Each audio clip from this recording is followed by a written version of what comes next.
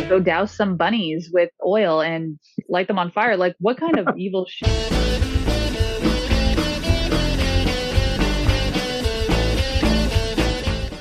Captain Planet was all over the world. Captain Planet was Fern Gully made into a superhero show. Oh, Captain Planet, you go-to guy for helping the environment. Mm-hmm. Hello, everybody, and welcome. Oh, now I remember what I was going to say. Did I cut you off? Oh, no. I just remembered. I actually wrote it down. Captain Planet featured a flat-top mullet. Did I say Captain Mullet? I meant to say Captain Mullet. Okay, maybe I should have stuck with the first one. Hello, everybody, and welcome to Fallingtower's Watch the First podcast in which we watch the first episode of a series so that you don't have to. Today, of course, we're doing Captain Mullet and the Mulleteers, Captain Planet and the Planeteers. The first episode is called A Hero for Earth. And if you'd like us to review a show, everybody in the comments below, type WTF and the show you'd like us to review, as well as where we can stream it so that we can find it, because Muhammad gets pissed if we don't know where to find it. So please let us know that. Also, let's pull this up here. What else? Make sure to like this video, subscribe to this channel, give us a 5-star rating when you are listening in. Look, everybody, it's Dr. Muhammad Noor. Hello, always a pleasure to be on Falling Towers. Watch the first of things. Hey, everybody, look, it's Jackie Goehner joining us, costume designer, cosplayer, fabricator, writer, cosmetic, personal care, chemist. She's a do-it-all. What's up, Jackie? Hello. Thank you for having me again. It's always fun being here. Thank you for joining us. You are our favorite guest ever, Muhammad and I were saying. Oh, I don't believe you for a minute. I call bullshit. All right. But that's the only bullshit we're going to say through the entire episode. Watch. Okay. All right. Well, I was right about my instincts. Where do I go about this, Muhammad? What's next? Now we have the Predicament section. This is Ryan's favorite section of the show, where we predict what each other thought about the show after having seen it, without giving away whether we actually did like it or didn't like it. Ooh. Sounds like a fun game. That is my favorite. So we're going to make our predictions. Muhammad and I have known each other for quite some time, a few years. We know each other pretty well. Jackie, you and I will have known each other for 10 years. 10 October. 10 heckin' years. This oh my October, gosh. like 1st, I'd say. Really? Around the corner. Yep. Oh my. Barely a month from now. I'm impressed. I don't remember anything, but I believe you. She's like, you remember me. I don't remember you. No, I actually do remember. It was I think it was on an episode that we had worked on together. Right. For something else, like a billion years ago. I just 10. did not know it was. I didn't know it was like in October or anything. Everything's a blur. I remember it well. Filming 20 friggin' projects. So Jackie and I know each other pretty well. We can usually guess what the other person liked or didn't like. Muhammad and Jackie, it's going to be a toss-up. It's going to be tough between the two of you, I'd say. So my prediction is, Muhammad, I think you liked this show. I think you've seen it before and or are aware of it. And I think you liked it. I think you liked its message. I think you found it to be enjoyable. Jackie, I think you also liked it. I think you watched it before when you were a little youngster just a few years ago. A few years ago. Oh, dear. And let me think. Yeah, you liked it. You enjoyed it. You think it's good that somebody's out there fighting for the environment with a flat top mullet. Those are my predictions. What do you think, Muhammad? So for Ryan, I think you like the message of the show. And I think it's one of the things that I thought it was okay. It could have been more substantive, but it was okay. Jackie, I'm just going to arbitrarily think. I actually don't know. I'm going to say that maybe you weren't that you also like the message of the show, but you actually didn't love the show itself. I'm thinking that arbitrarily. Okay, all right. So that'll be my guess. What do you think, Jackie? Okay, let's see here. Ryan, I feel like you enjoyed the show, but probably wouldn't watch it ever again. It's just more of, let's see, you're a few years older than me. I think you would have seen Captain Planet way back in the day. Because I did, like all the time when I was a Oh, kid. oh, I know I kind of revealed something there, but you don't know if I liked it or not. I true, could That's have it's just right. true, We been don't. like, it's true. I could have been dissociating the entire Yeah, time. it's true. Yeah, so let's see here. And I'm willing to bet you didn't care for it. Like you thought like it had a great meaning. It has that kid friendly grab to it like for the 90s and whatnot, but I'm willing to bet like actually no, I like you like it, but I'm willing to bet both of you like it, but you wouldn't watch it again. It's my prediction. I don't know. It's fair. All right. Yeah, I'll stick with that. Interesting predictions, everybody. So Mhm. now, everybody at home, it's your turn to pull out your crystal ball or magic 8 ball and make your predictions. Do you think Dr. Noor obviously liked it? Do you think Jackie obviously liked it? Do you think Ryan obviously did not like it? What do you think? Make your predictions. Take your time while you're typing away. Dr. Noor will tell us all what this show is even about. I will do my best.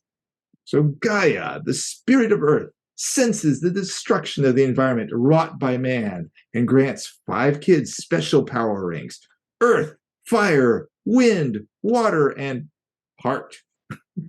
The proximate issue the team faces first is the pig-faced, hoggish Greedly, who's drilling oil in a wildlife sanctuary with a derrick he calls the Giant Land Blaster. The team show up and are distraught by the destruction and harmed animals, but are unable to stop Greedly on their own. So they summon together Captain Planet. Captain Planet gets hurt briefly by Greedly's toxic waste gun, but the kids wash him off and he successfully stops the land blaster. Greedly gets away and the kids stay to help clean up the animals, even though they didn't make the mess and aren't getting paid. Poignant. I love that they make a point of that. Hey, they're not getting paid, so you know they're superheroes. Oh, okay. That's how you know. Like I remember it was mentioned in the episode too when Wheeler was like, "I'm not even getting paid to do this." It's Yeah, like, it was very direct. wow, okay, I don't like you. Ooh. We're gonna Uh-oh, be able to there's talk some- about. We're gonna talk a little bit more about that. That's for damn Got some sure. drama. You bet your Yeah. bottom dollar Right. that they didn't get paid on that. So look, everybody, hopefully you've made your predictions in the live chat or in the comments below. Muhammad is warming up his defibrillator. Is that what that is? You're warming up? No, not quite. Like clear. No, not that one. No, he's getting his punches ready. What's next? Now's the part I like to call expectation. Because we spend a little bit of time on what we expected before we saw the show without giving away whether we liked it, and a lot more time on what we actually getting from the show. Maybe breaking the computer screen. And how much we didn't like it. All right, so let's compare and contrast what we expected versus what we got. Dr. Noor, before you watched this first episode of Captain Planet, what did you expect, if anything? I don't think I'd ever seen it before. I don't even remember when you said Captain Planet. Like, there's a show called Captain Planet. What the heck is that? Yeah, I mean, maybe in the '90s I knew it existed, but I mean, but when did this come out? It came out in 1990. I was already in college at that point in time. Yeah, I wasn't watching this then, so and I don't remember this being out then or anything like that, nor did I know anybody watching it. So no, I went in very blank, and I saw the image kind of similar to the one behind me as I pulled it up, and it's like, okay, there's some superhero, there's a bunch of kids who I guess call him. I guess I wasn't sure I didn't know about the powers or anything like that. So very, very, very little going in. So I was wrong about that by a lot. What about you, Jackie? What did you expect before watching this first episode, if anything? So I already knew, I already knew what to expect because I watched Captain Planet when I was a kid, like all the time. And it was like I expected it to be a very campy 90s educational kind of cartoon, because I already knew what I was getting into. I probably should have told you that when you said, "Hey, we're doing Captain Planet." Already No, seen you it, didn't. bro. No, Yeah. you did No, right I'm not glad you doing that. didn't. Yeah. Okay, good. But yeah, like I already knew what to expect. So, and Interesting. yeah, All right. like, yeah. All right. Oh, by the way, everybody, this was suggested to us several times over the years, most recently by Melissa H. So this is for all of you that suggested this show incessantly, which leads me to what I expected, which was I'd never seen this show, but I'd heard about it. I think I remember it in the ether. I remember it existing, and a lot of people have been suggesting it over the last couple of years. So I knew that at some point we were going to end up doing the review. Muhammad, I thought you may have been one of those people, but clearly I'm wrong about that. So I expected it to be a cartoon that I may or may not like. I think I kind of had the feeling I may not like it just because the name kind of sounds dorky.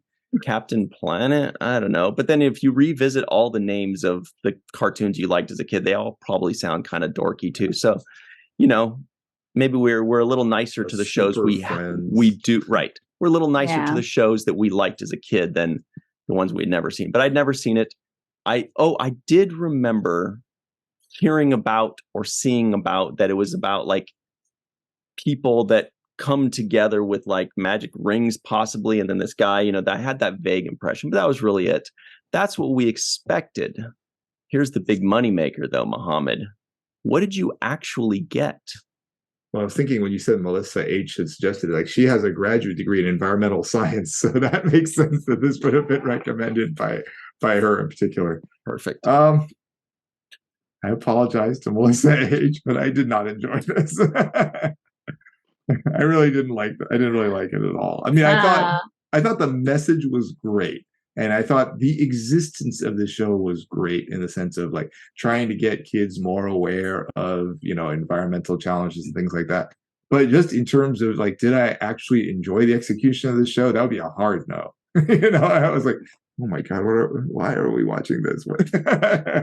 So I'll elaborate. Like, so when the first note I said is, I probably would have liked this when I was 8. I'm not 8 anymore. So yeah, I don't have the nostalgia, as you guys were mentioning, that people are often nicer with this in terms of, or nicer with shows if they have a nostalgic feeling to it. And that came up last week when, I had a nostalgic feeling to, say, the DC superheroes, but I have no nostalgia to this. So to me, it was a show for 8-year-olds and a very, very preachy one. It was mostly easy. I mean, it was easy to follow. I could tell what was happening. I like the international representation. I had to look up too, like when exactly, when that one girl was identified as Soviet. I was like, when was this from? And 1990. So that's just like about a year before the Soviet Union fell. So I wonder if there's more than one season. I wonder if she changed it. Like, well, now I'm Russian, or something else. Maybe now she's Lithuanian. Who knows? Maybe she goes for a specific something. It was super eco preachy. Which on the one hand, again, I love environmental awareness. I love pushing people to go in that direction, but it just felt so preachy, so in your face preachy, that for me I was like, okay, yes, I know. I didn't find it engaging. I found that there was very little substance beyond the setup, at least for my liking, and I didn't love any of the characters, and I especially you alluded to this too earlier, Jackie. I especially really disliked Wheeler. Like, who is this guy? Really, of all the kids you could find to grant the power of fire, you give it to this guy?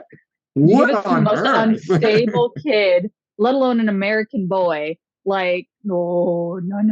Yeah. So, no.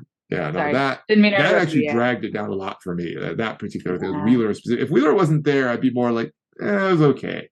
Well, Wheeler, like, I don't like this. I will say, just not to cut you off, no, I'm done. It's your turn. Wheeler is less annoying in the future episodes. He's still annoying, in my opinion. The first episode, in my opinion, is just the cringiest. I completely forgot how cringy he can be. Like, I'll get into it. When it's my turn, I'll get into it. Well, it is your turn. Yeah. What did you actually get? Oh, no. I got exactly what I expected, only just, an extra side of cringe. because it's the first episode. It's always rough. Wheeler, I don't remember how, like, he must have dropped that Brooklyn accent in later episodes because he had an in and out Brooklyn accent in the first one. And that's like, I don't mean to rag on the voice actor or anything like that. It was just, maybe it was me, like I just kept hearing it and then him coming out of it. And then it's like, pick one. I like, you don't have to sound like you're from Brooklyn to, actually be from Brooklyn. You could just be a citizen there. But anyway, but yeah, no, Wheeler, I remember Wheeler being super annoying when I was a kid watching it.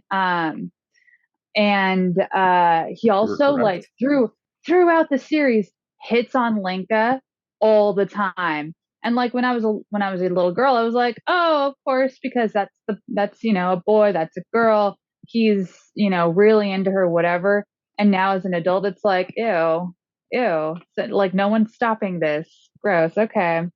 Like there are times when she's like clearly uncomfortable, and or like rebuffs him and whatnot, but he just continues, and I'm like, oh, he's a creep. Wheeler did not age well, like in any of this. But yeah. So can you imagine? I got exactly what I expected. Oh yeah. No, like if you can imagine this being done again, this would be a hardcore cringe fest. It's already very on the nose with everything, and everything is extremely oversimplified because I think they just wanted to reach a wider audience. That's why everything is just so like in your face, as opposed to being more subtle, being more well written, more well rounded. Like I absolutely get why it's written this way because it really is like the target audience was young children. And that's just so that way they can have that interest in environmentalism and saving the planet. So like I get it. And I'm not even really annoyed by that because it is for a really great cause. But at the same time, I'm also like, you can like, it's just, if some parts of it feel so lazy. And like at the time as a kid in the 90s, like you enjoyed the lazy writing because like what else is there? So, but yeah. I got exactly what I expected. I already knew what I was going into. Interesting. So it didn't kind of waver at all. So you had a pretty good memory of that. But I'll tell y'all what actually when you said he didn't age well, I pictured Wheeler as a 40-year-old still acting like that. I was like, geez, that would be terrible if he aged like that. Oh, totally. But let me tell y'all what I actually got.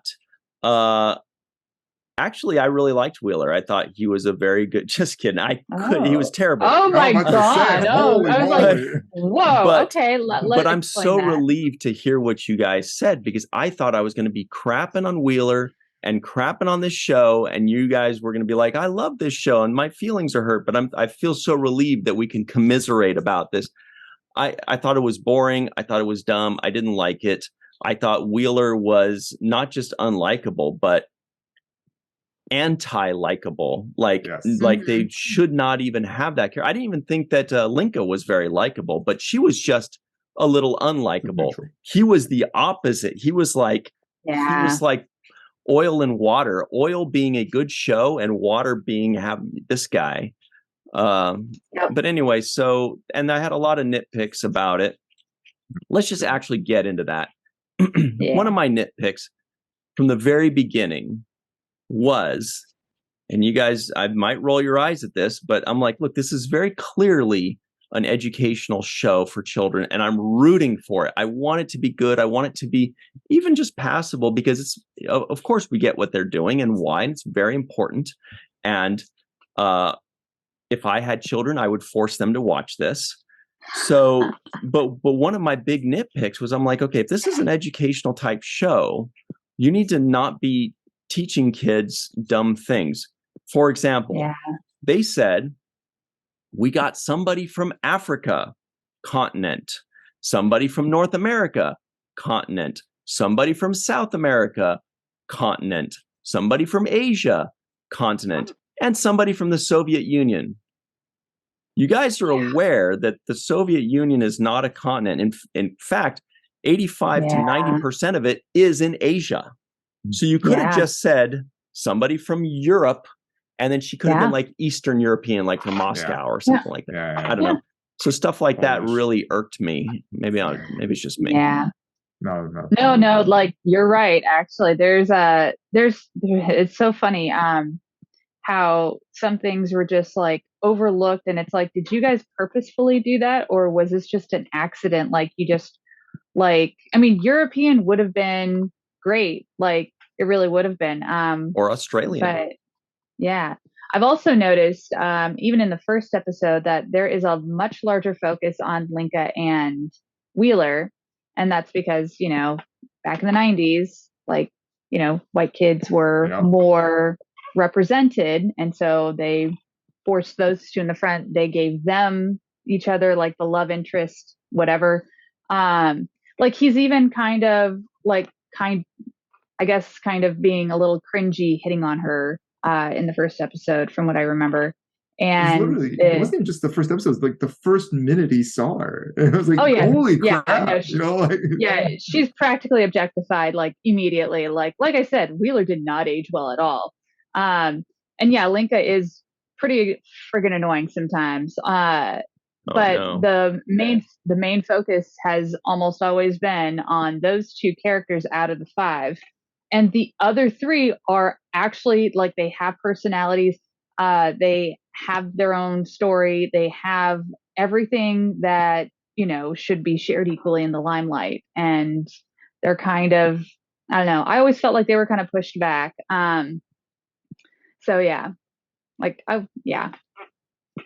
Yeah, I thought that was a big problem for me. So it wasn't just that he kept hitting on Linka that made him. That was annoying and that was gross and weird and creepy, and like it didn't seem to fit. Like I was surprised by it.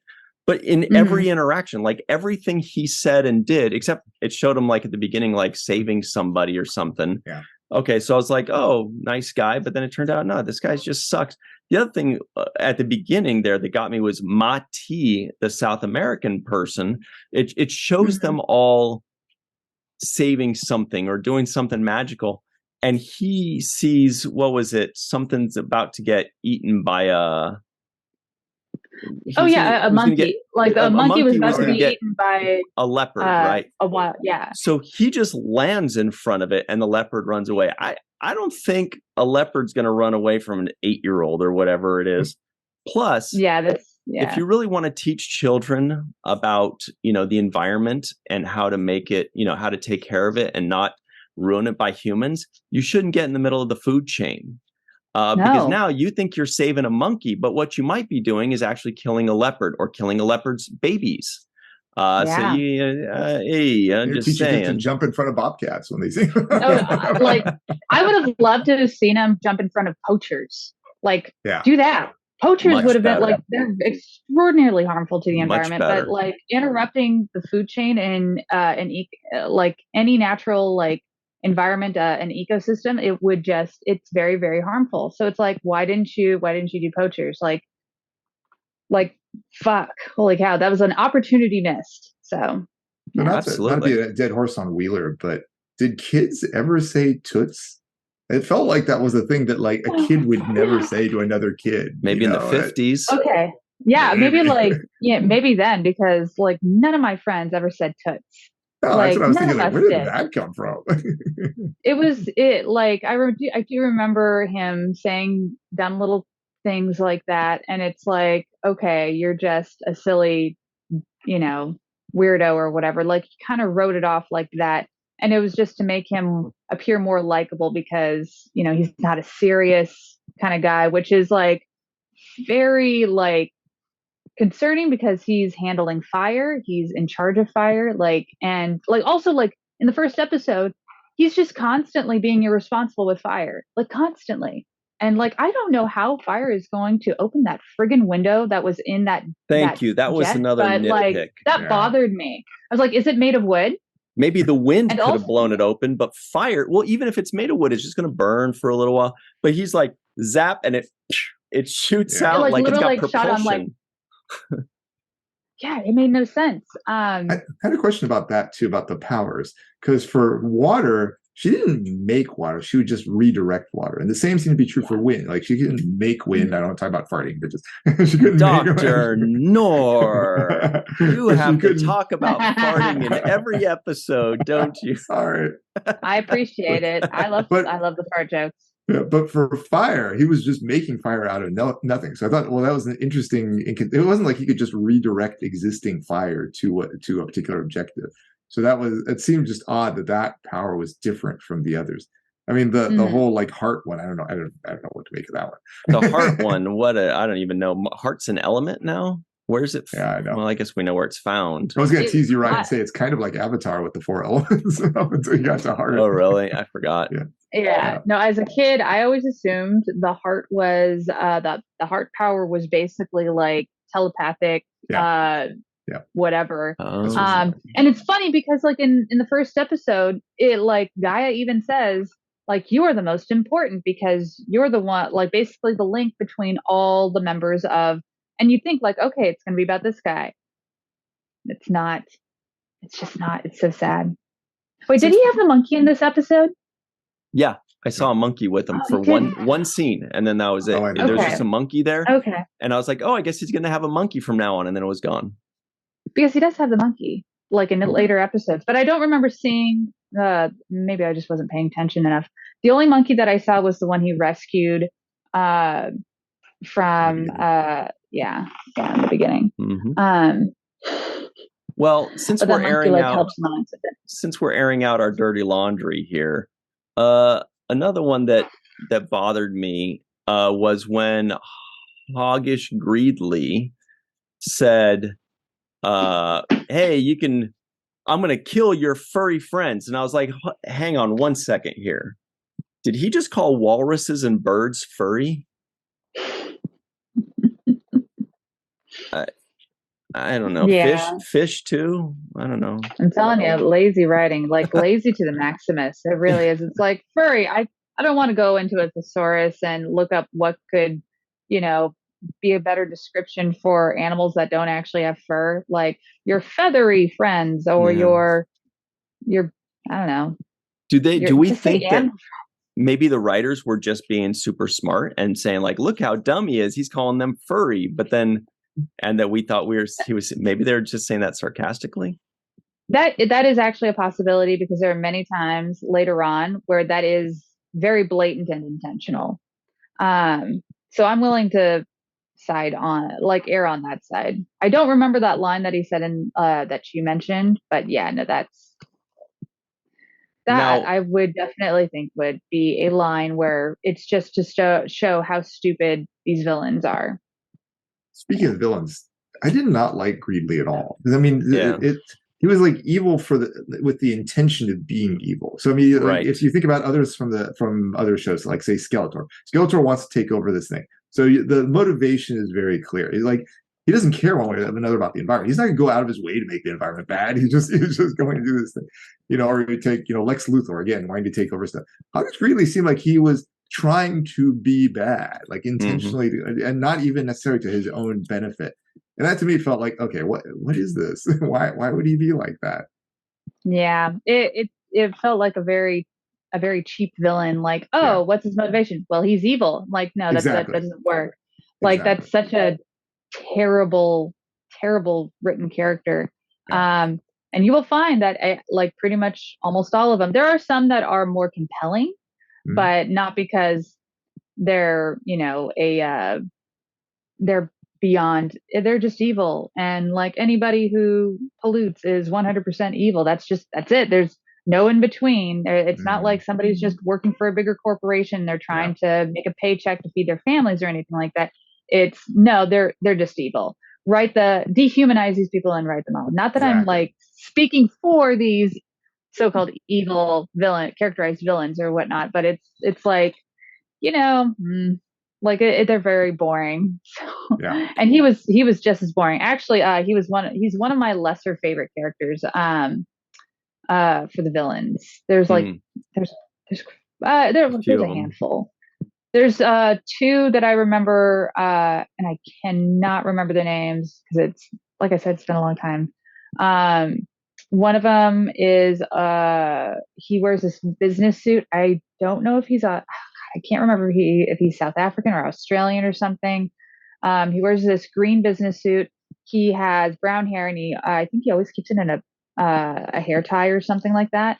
And he's in the introduction or the end. Like he's the one that says, Oh. "You'll pay for this, Captain Planet." That guy. Oh.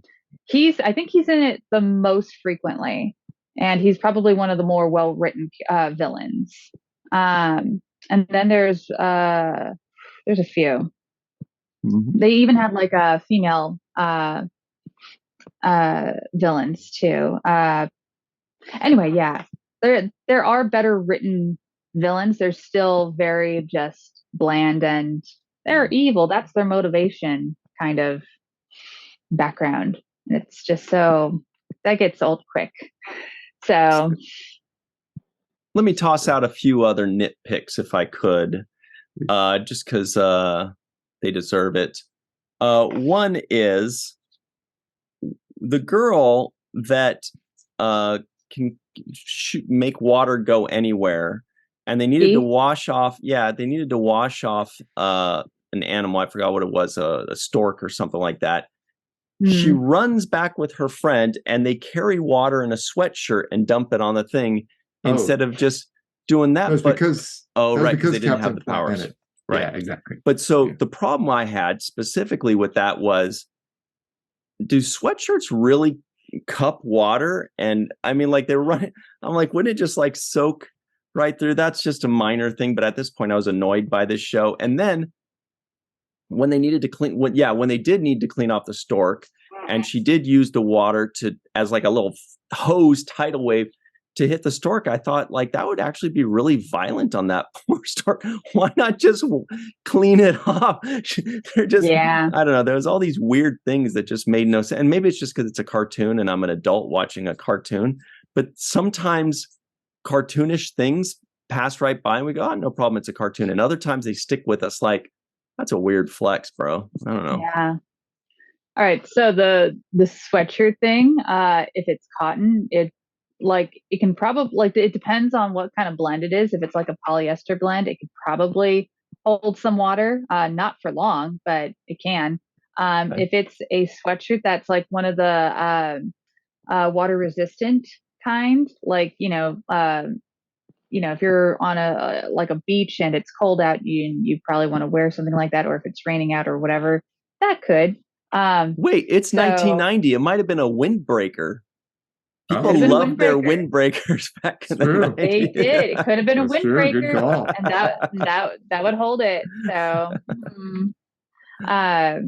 but yeah, no, there are lots of things that just don't they just don't add up, and they were written in there with full knowledge that they did that. Like someone wrote that in a script and said it out loud. So, and people were like, yeah, that works. Speaking of script, the voice of August Greeley, I was like, that voice is really familiar. And I Googled it. It's Ed Asner, who's a big actor. It's like, oh my gosh, okay. Ed Asner was that voice. Yeah. Mary Tyler Moore Show and many other things. And Cobra Kai most recently. Oh, yeah. He's no longer with us, though, if I remember correctly, sadly. But didn't he also do the voice of the main guy in Up? Maybe. Disney's Up, I think. That's my favorite Disney movie ever, so I should know that. Aww. Disney Pixar, that is. Speaking of movies, this was so much like Fern Gully. I looked up and Fern Gully came out like 2 years later. I was like, oh, okay. Yeah. So this is that era. See, I don't remember. I remember the show being called Fern Gully, but it was a similar story to this. There was a movie. Yeah. But it was very much an environmental thing. And there was this big thing that was going through and breaking the forest. I think it was called Hexus. And all these little fairies were trying to protect the forest against this thing that was destroying it. And there was There it was nice because it was a redemption arc story, because it was like one of the bad guys there, or quote unquote bad guys, one of the guys who was driving Hexus, ended up getting shrunk and he becomes friends with the fairy, and then he ends up becoming like an environmentalist over time. So it was like a redemption arc as opposed to this two-dimensional or one-dimensional even villain. Mm-hmm. Fern Gully was actually much better written. I actually love Fern Gully. Even even though there are some parts that were just like, and like it didn't age that great, but it still had a much better message. It was better executed. Um, and it didn't dehumanize your villains per se, like you said. Like Zach, that's like our lead guy, the human that was like cutting down trees, or like he actually wasn't driving the hex machine. He was marking the trees, Oh, and okay. his two buddies, his two workmates, Uh, they were driving it. yeah. And like you said, at the end, you know, he becomes an environmentalist and everything, and he actually tries to convert, or like I guess like tell his friends like, hey guys, things got to change, and Yeah. like kind of as if he's guiding them to a better change for you know, the Ferngully environment. So Mhm. but it actually had a great redemption arc for him, Mhm. and also that it like leads that, you know, even if you partook in bad things, you can still turn around and Yep. reverse what had happened, and that's such a much better that's just a much better message And than, they weren't oh no, they they're weren't even evil. yeah, they weren't even trying to be bad. They were just doing their job, you know. And when Yeah. present, they weren't none of the people. And the only thing that was bad was like Hexus itself, which ended up being like this ghost in the machine kind of thing. Yep. Yep. Oh, I freaking love Toxic Love, the song that he Oh, sings. I remember that That's a now. good song. Yeah. There were actually a lot of really good songs in there. Yeah. And of course, Just- Robin Williams, freaking amazing. But I just have one more thing to say about Captain Planet. We could go right back to Ferngully after that. That's a much better. like, screw Captain Don't worry, I Planet. don't We're mean going to to interrupt the Ferngully. Ferngully talk here. I do actually remember seeing the movie maybe 10 years ago. I remember it when it came out, but I didn't watch it. But I remember it being okay. I don't remember much about it. They were just tiny. I remember they were like on a little flower. But look, Captain Planet, I just wanted to say I wish he came out with Oakley's, because he had the flat top. He had the mullet. He was extremely 1990. He should have come out in his pink windbreaker and his fluorescent green Oakleys, and it would have been like A+ all the way. But instead, they just kind of half-assed it by giving him crappy hair. Poor guy. But look, that's enough about Captain Planet, everybody. It's Well, time I to mean, talk. just one quick thing. Just the fact yes, he even please. had a toxic waste gun. Yeah, Oh, the guy, that was What? another nitpick. Hoggish, greedily had this oil toxic waste gun in his own bridge. Like he's gonna make a mess all because it's a hose, it's connected. So he just Ocean has would it be pissed. in his vehicle. Yeah. You guys. Yeah. It's hilarious. It's like, what are these weapons? Who are these weapons for? Like, was that to like, hey, let's, you know, go douse some bunnies with oil and light them on fire? Like, what kind of evil shit is that? Like, who makes that? That one was specific to the interior of his vehicle too. It was It was. Yeah. That's what I mean. Like, what are you doing in that? What's in there? Where does this go? What do you do with that? You're just gonna make a huge mess. Someone engineered that weapon. That's the thing. Like they went to him and they're like, okay, what kind of weapon do you want? I want a gun that can shoot oil inside of my car. Inside of my vehicle, please. Like, oh my. Sorry to interrupt on that, but I had to get that one out. Like, what the? Absolutely. However, it is now time, everybody, to talk about Jackie for a moment, if that's okay with you, Jackie. I'll get through this. I'm sure. So you've got a lot of things that you're working on. You're writing sci-fi and fantasy novels. Can you tell us about those? I can tell you a little bit about them. I'm writing a sci-fi novel that takes place in the future. I don't want to give too much away because that one's very, very early on. And the fantasy one, I actually have written the rough draft for it. Now it's just fine tuning and making it like, I'm so nervous because I've never released anything, and this one's the closest to being released. And yeah, like I don't want to say, I'm so, like I'm very ill prepared pitching this to people. But yeah, that one is actually written just in a very early draft stage, and I can't wait to talk about it when I can, because there are certain things that are still changing and certain things that I I kind of want to sit on and see if I want it to be this way instead of like from another perspective. Lots to explain, and it's very confusing. And like I'm doing a great job explaining it, but yeah, no, point is I am writing again. I've been writing for like the last like 6 years, or actually a little bit longer than that, but I've been writing for quite a while, and I've been getting back into it, even though like I'm writing maybe a page like here and there, it's still something. Or if I'm like doing things to help motivate me to write a couple pages, then yeah, I'll do that. But yeah, no, I'm doing those two things. If Ooh, you can't it's say anything fun. about the fantasy novel in terms of plot, can you just say like something a little bit about the setting? Like what's the universe in which it's set?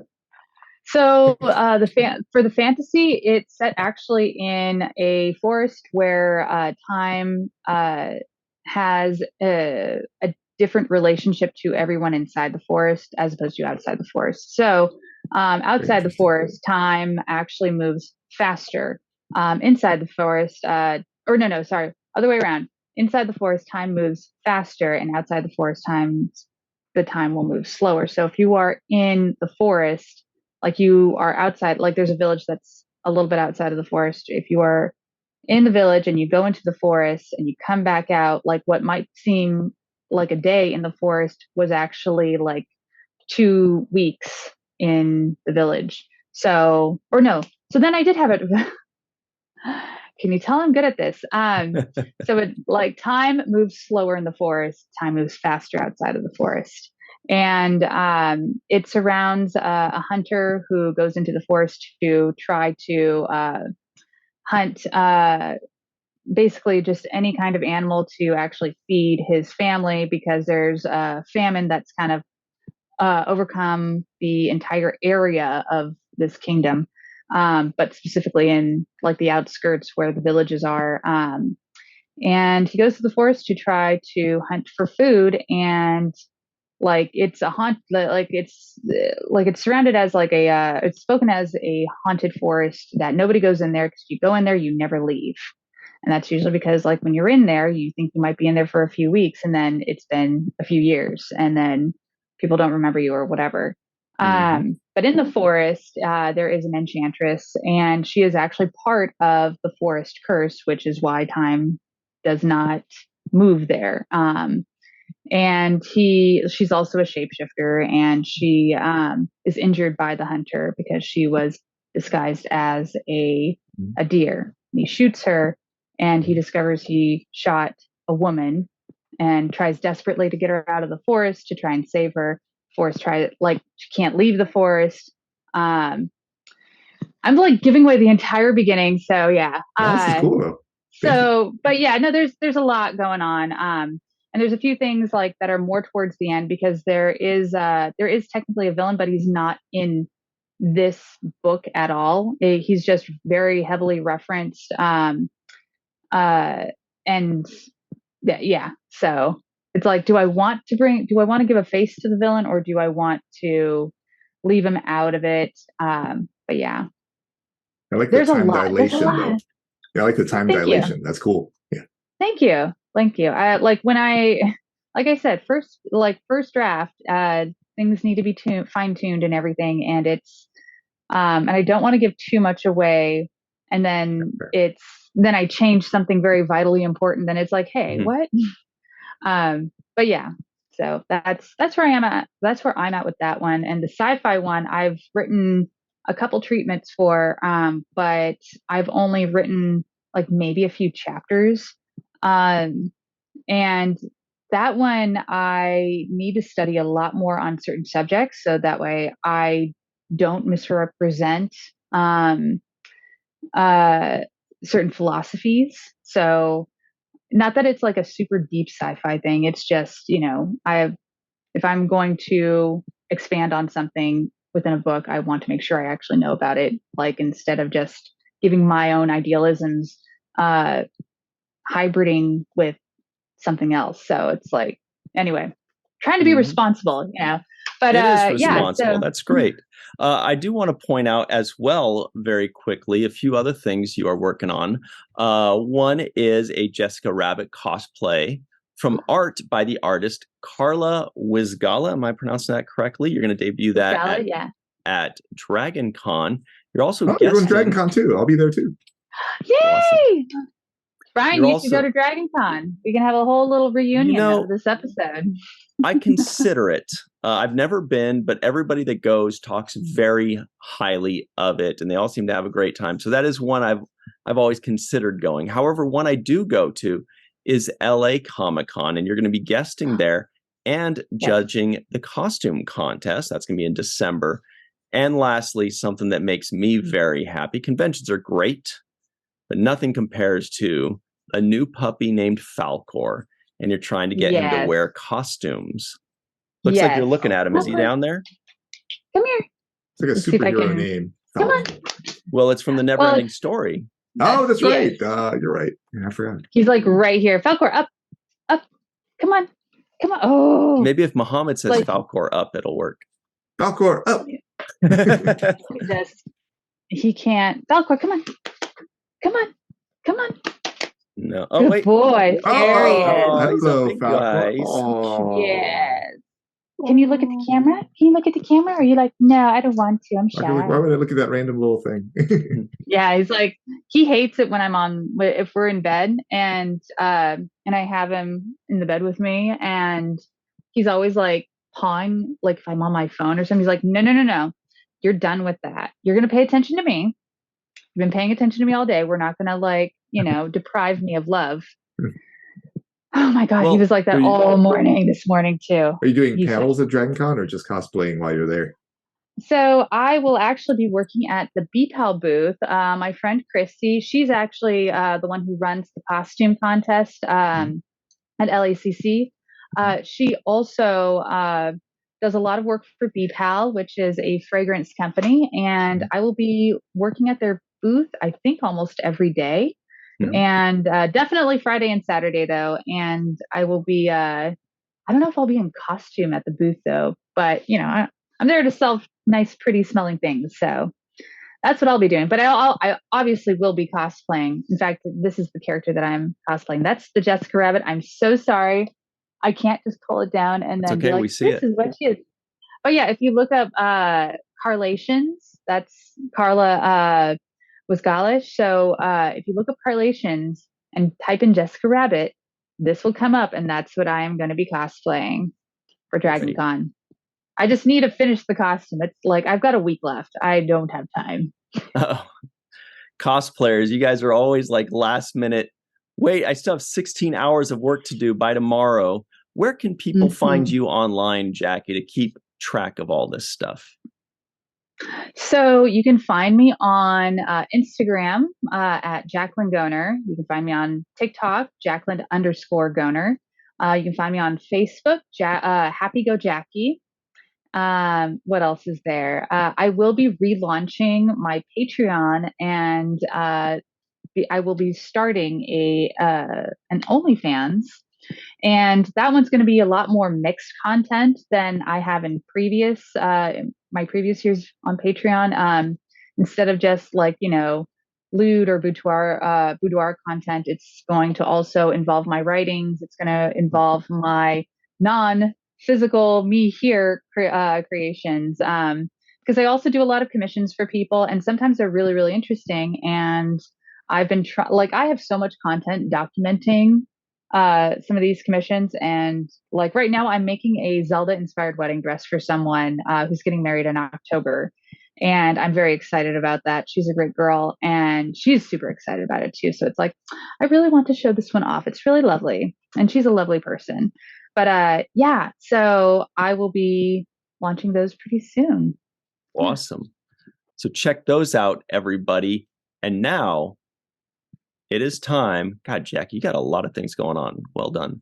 But that's like half of them, like not even half of them. So it is time, of course. Muhammad's doing the karate chop. It's time for the terrible twos. Bottom line. See the line on the bottom. It's the final two questions of the show. Muhammad calls them the terrible twos. Question number one is, on a scale of 1 to 10, Dr. Noor, what would you give Ferngully? No, this first episode. Very important. Captain Planet. Yeah. Ferngully, I give a much higher score. Oh, yeah, absolutely. Yeah. So mitigating, obviously I've been tossing a lot of hate here on the show. I apologize for people who may have loved it and things like that. The mitigating things, Jeremy, the reason I don't give it like, a bottom score is, again, love the environmental message. Love getting the environmental message out to kids, getting it in a way that they can understand. I love the sort of international representation, even though it wasn't done great. At least there was more of an effort than a lot of shows did in terms of like, okay, we're going to have people. It's not like the Super Friends who just randomly added Apache Chief and stuff like that at the end. Oh yeah, that was cringy. It was better here, admittedly a little bit later too, but I still really didn't enjoy it at all. So the score I wrote down, which I'll stick with, is a 4.3 out of 10. All right. What about you, Jackie, on a scale of 1 to 10? What do you give this thing, this clunker? Honestly, I would actually I would right around the same area. I'd probably give it maybe more of a 4.5 because for me, it's very nostalgic.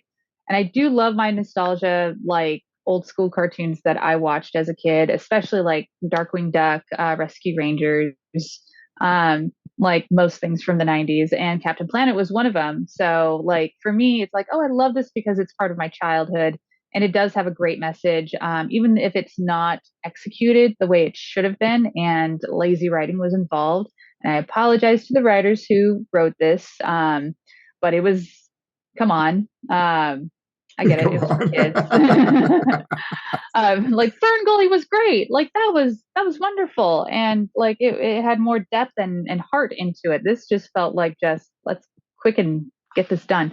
As an adult, there's just so much cringe that like as a kid you don't pick up. So it's like, oh, okay, this is nostalgic to me, but man, like a lot of some things just did not age well. And like even though like there was representation in this, which at the time was kind of a big deal, it was still not done in the sense that was so much more helpful than it could have been. Like it was an opportunity missed. That is what I felt like. And it's not terrible. It's not horrible. Like as a show completely because there are good messages and it is an educational program and it is of its time. But yeah, as an adult now, in this day and age, in this climate, no pun intended, it's, it's not that great. So yeah, it's the nostalgia. That's why it gets a higher score for me. Mm-hmm.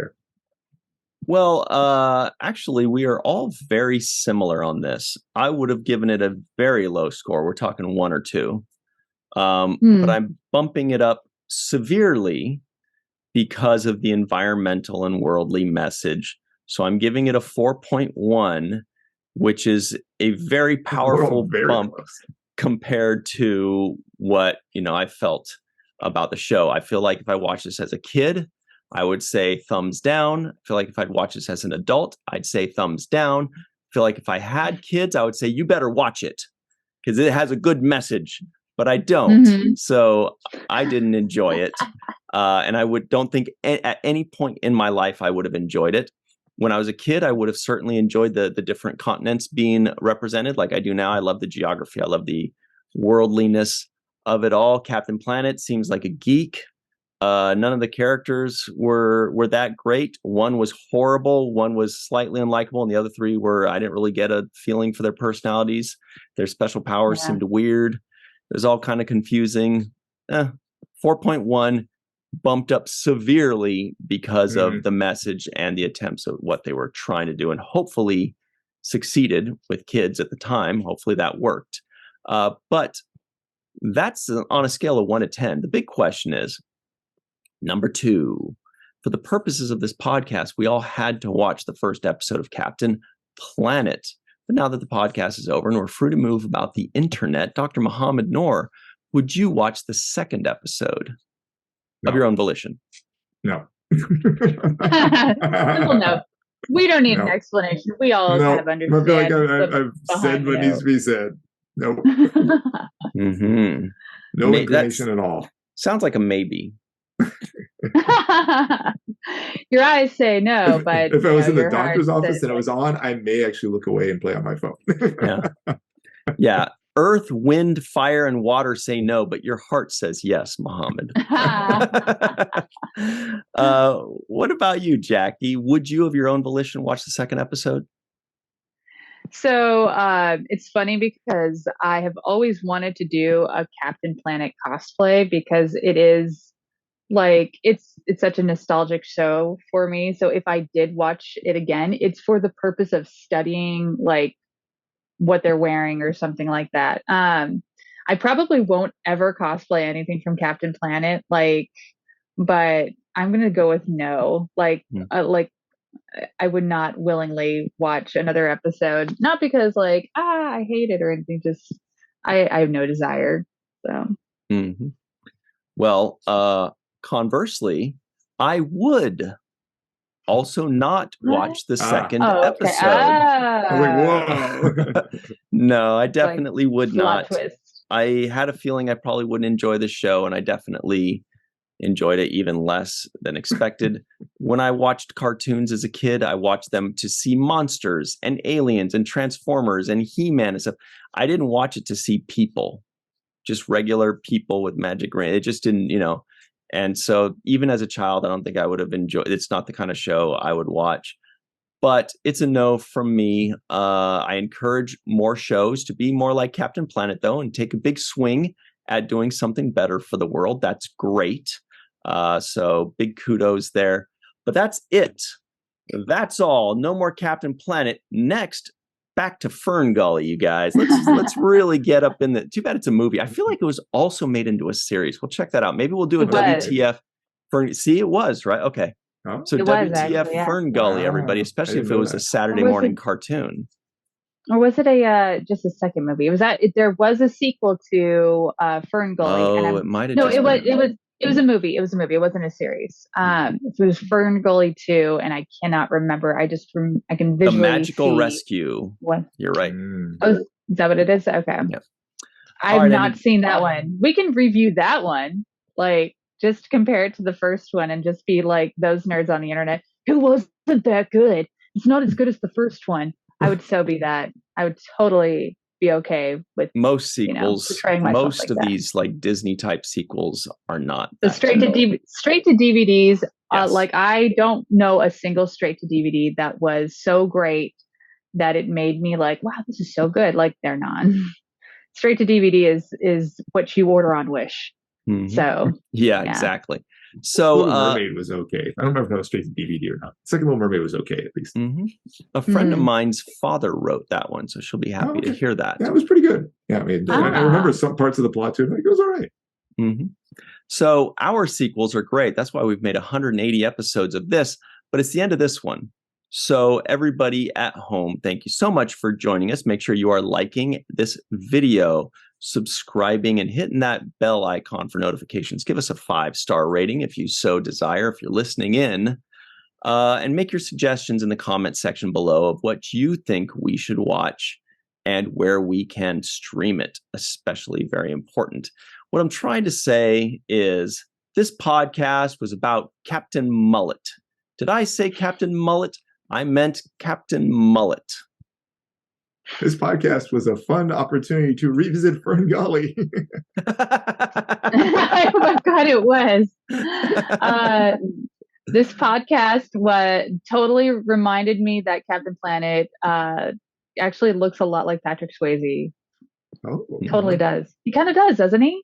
Yeah, absolutely. Like he reminds me of Patrick Swayze. Just realizing that now. Yeah. Yeah, I thought it was just that like when they needed to organize stuff, they'd be like, well, maybe we should plan it. We should get Captain Planet out. Sorry, we'll cut that out. That's for damn. Definitely cut that part out. That's not funny at all. No, we'll leave it in. Just remember what Mr. Michael Kenyon Rosenberg always likes to say. Don't forget to be an organ donor, and don't forget to watch the first of things. All right. Freeze frame like you're the jerk kid. What's his name? What was his name? Brooklyn. Damn. Wheeler. Freeze frame like Wheeler.